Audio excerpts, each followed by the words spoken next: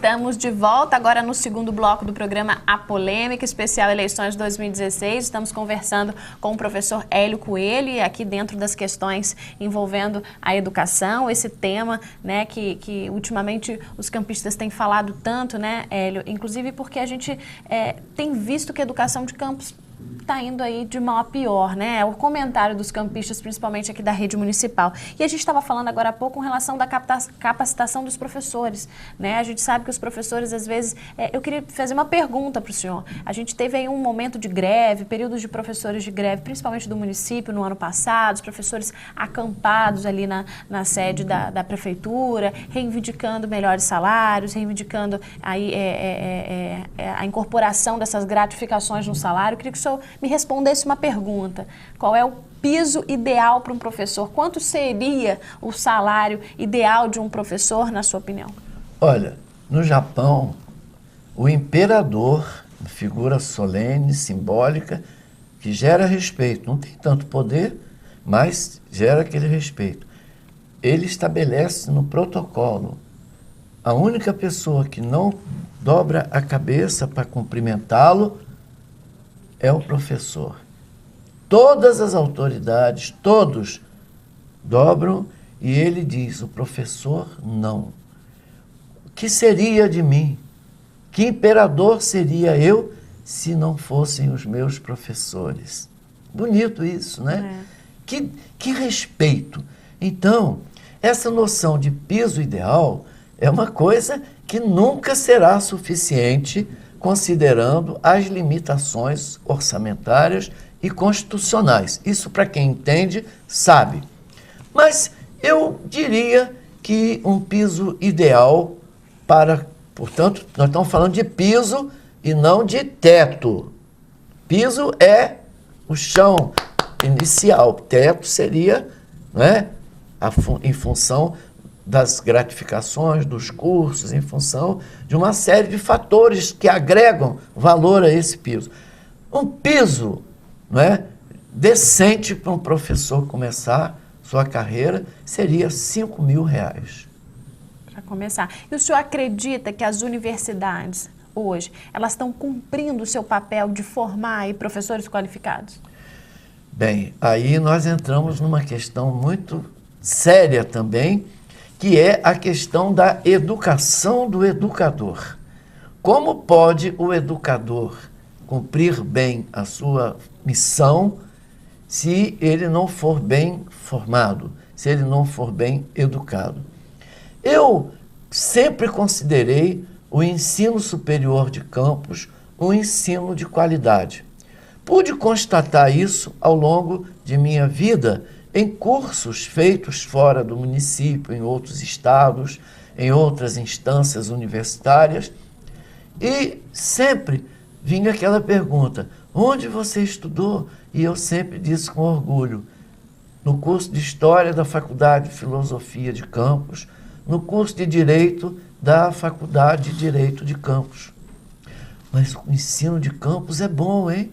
E eu pude observar durante muito tempo que os professores formados nas nossas faculdades de formação, de filosofia, sempre tiveram uma base muito sólida.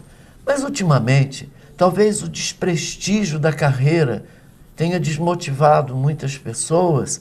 Os cursos particulares têm enfrentado problemas em relação à formação de turmas, e a concorrência com o chamado ensino à distância, ia perguntar sobre isso agora. Que cumpre um papel que cumpriu em todos os países do mundo, não é? No Brasil. A favor? O senhor acha que o profissional que aprende no ensino à distância, ele aprende com a mesma qualidade de que um aluno, né, que aprende dentro da sala? Olha, eu diria a você que é preciso ter muito cuidado com a instituição que está oferecendo o curso à distância, não é?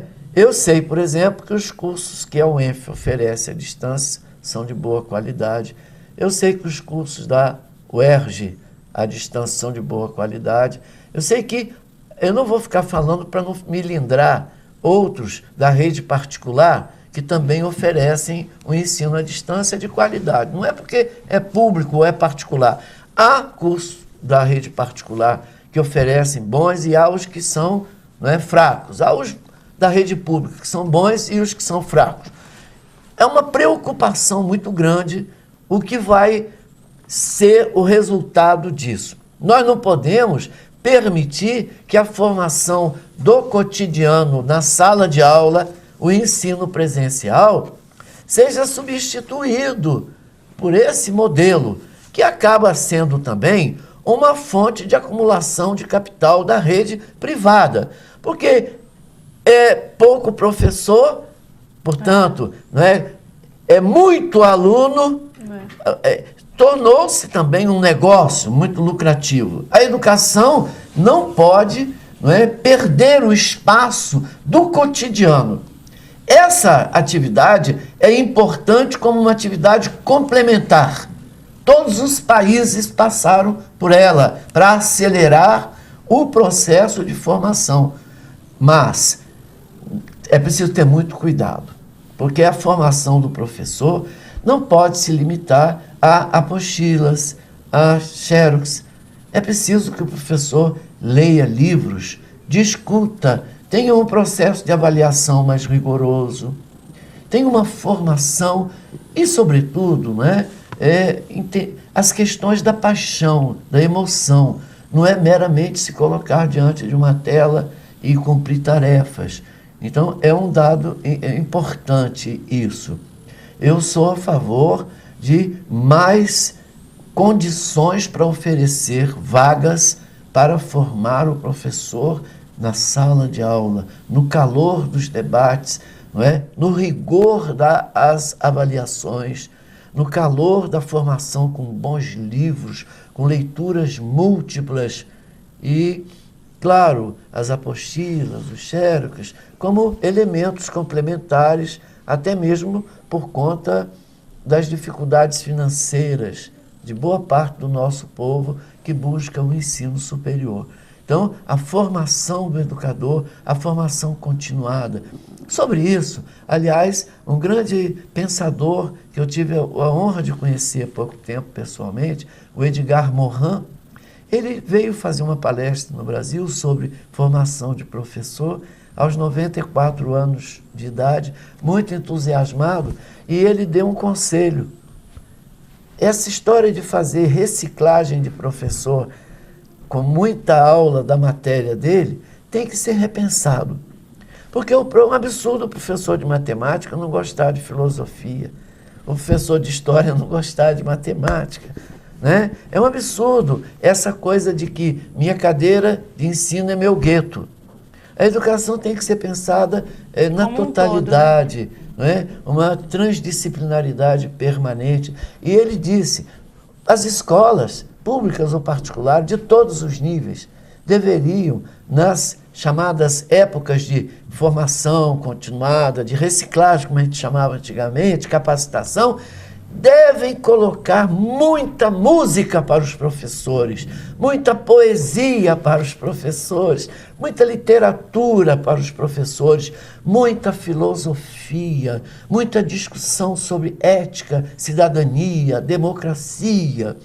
Resgatar essas coisas da formação mais ampla, para que o professor recupere a dimensão de totalidade da sua formação e repasse isso, porque nós vivemos uma crise também ética muito séria, que acaba chegando na sala de aula e que vem, em grande parte, dessa quebra de valores, desse cinismo deslavado, desse individualismo predatório, desse modelo de sociedade tão duramente capitalista.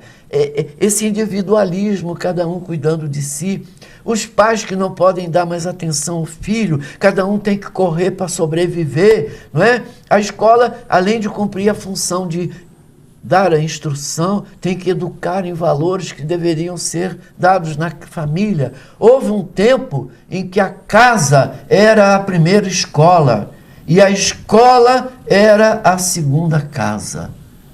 O tempo em que isso funcionou bem, nós tivemos alguns desdobramentos interessantes. Talvez seja interessante pensar como fazer com que a casa seja a primeira escola e a escola seja a segunda casa.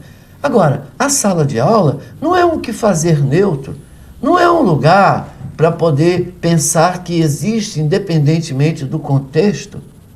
A melhor imagem sobre a sala de aula, onde o professor está mesmo, frente a frente, cara a cara, com o aluno que não é um ser de outro mundo ou que nasce ali na sala, a melhor imagem é aquela de pensar a sala como aquela boneca mamusca, aquela boneca que você olha e de repente dentro dela tem outra, e dentro da outra tem outra, e dentro da outra tem outra, até chegar naquelazinha pequenininha. A sala de aula é essa boneca pequenininha. Ela está dentro de uma outra, que é a escola, que é a família, que é o bairro, que é a cidade, que é o estado, que é o país, que é o mundo.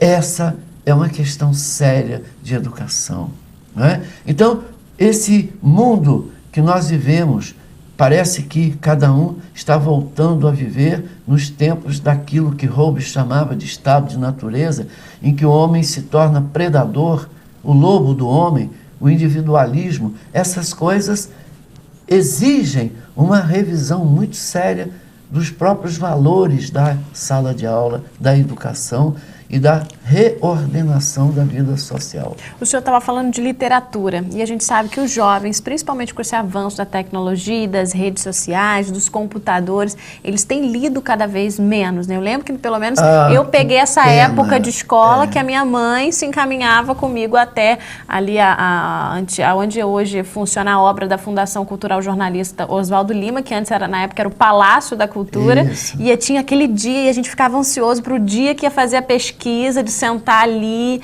e ir até a bibliotecária para que ela procurasse os registros. Isso não existe mais, né? O jovem perdeu, não existe mais essa coisa da pesquisa. O senhor acha que isso é um estímulo que a escola pode dar? Porque também o que eu sei, que eu já vi algumas escolas do município, muitas nem biblioteca tem mais. Como é que funciona isso? O senhor acha que falta esse estímulo dentro da sala de aula?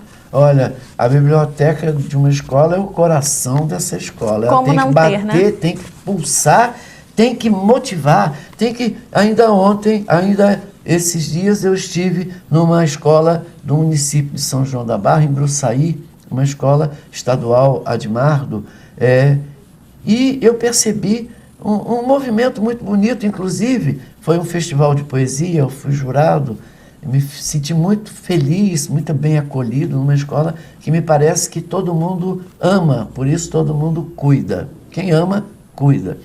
E a biblioteca, inclusive, os alunos fizeram um rap, apresentaram um rap, e a letra do rap era exatamente chamando para ir para a biblioteca e o que a biblioteca tem. Então, é muito importante a biblioteca, que deveria estar equipada também com bons filmes, bons documentários, que deveria estar equipada com bons CDs, com bons compositores, para os jovens crescerem fora dessa ditadura de tico e teco musical. Essa adaptação do professor com as novas tecnologias, né? Eu lembro na minha época de história na escola, eu nunca esqueci a história da vinda da família real para o Brasil, porque eu assisti Carlota Joaquim no filme nacional. Então eu tive a felicidade da minha professora na época, quero até deixar um abraço para ela, a Edenice, que é uma pessoa maravilhosa. A Edenice cultivava isso nos alunos, a gente tinha aula de vídeo, e aí tinha isso. O senhor acha que falta então, também o professor se adaptar? Porque hoje o professor briga também com os celulares na sala de aula, né? Isso. Tem isso. Então, é claro, o professor se ajustar às novas tecnologias e as escolas terem esses equipamentos mesmo para usar, para garantir, não é? Não é disputar, não é? Um dia, não pode, só tem um equipamento, só tem não. Tem que encontrar uma maneira da própria escola ter esses espaços disponíveis, não é? Para poder essas atividades, porque, gente, o ensino e a aprendizagem tem que ter paixão, tem que ter ludicidade, né? Vá aos livros, mas não tire os olhos da vida. Essa é a frase que meus alunos sabem, não é? Que dá sentido, é a frase que dá sentido à minha vida. Eu fui aos livros, mas não tirei os olhos da vida. Então, a escola, o gosto pela leitura, essas atividades complementares. Claro que nós estamos falando de um super professor, não é? Movido, não é? Motivado, não é? Portanto, tem que trabalhar muito bem essas questões da motivação e das condições objetivas para que isso possa acontecer. Porque a falta de estrutura nas escolas é uma coisa que desmotiva muito. É claro, né? Então é necessário criar esse estímulo e a leitura, porque nós professores produzimos essa visão, essa ação, quase que como artesãos, em escala artesanal. Mas vem todo o aparato tecnológico, toda a estrutura da sociedade, a televisão, vem tudo em escala industrial e desconstrói isso. E, é claro, muitos professores ainda não estão adaptados, mas é preciso também repensar essa questão do uso da tecnologia. Não se pode permitir que um aluno fique na sala de aula o tempo todo, né? Polegando um celular. Isso aí tem que aprender em casa. Claro. Que não pode. Sala de aula tem que ter respeito ao professor. Agora, o professor pode, num dado momento da sua aula, bom, agora sim, pega o celular, entre no YouTube aprender aí. De forma, né? Entre aí no YouTube e peguem aí um vídeo sobre isso, assim. Vejam esse mapa que está não sei aonde aí, vamos pegar isso aí. Vamos ver, pegue aí a carta de Pero Vaz de Caminha e lê um trecho dela que está aí para poder chegar no ponto. Isso é possível fazer sim. Mas, voltando à questão da leitura, quem não lê, mal fala, mal ouve, mal escreve e mal vê. Nada substitui o livro mesmo, entende? O livro. É preciso retomar o livro. Castro Alves, o nosso grande poeta, dizia: bendito aquele que semeia livros, livros a mão cheia e faz o povo pensar. O livro caindo na alma é germe que faz a palma, é chuva que faz o mar. Resgatar a leitura em casa, ter livros, oferecer desde cedo. Responsabilidade da casa, responsabilidade dos pais, responsabilidade da escola. Educação como um todo, né? Fazer baratear o livro também, que é um absurdo um país como o Brasil, em que o autor que vende 20 mil livros é colocado como best-seller. Um país de 200 milhões de habitantes vai para a lista da Veja quando vende 20 mil. É um grão de areia. Isso mostra as dificuldades da leitura no Brasil. O assunto está muito bom e o papo está muito bom, mas nós estamos chegando ao fim do segundo bloco. Vamos para um pequeno intervalo e daqui a pouquinho a gente volta.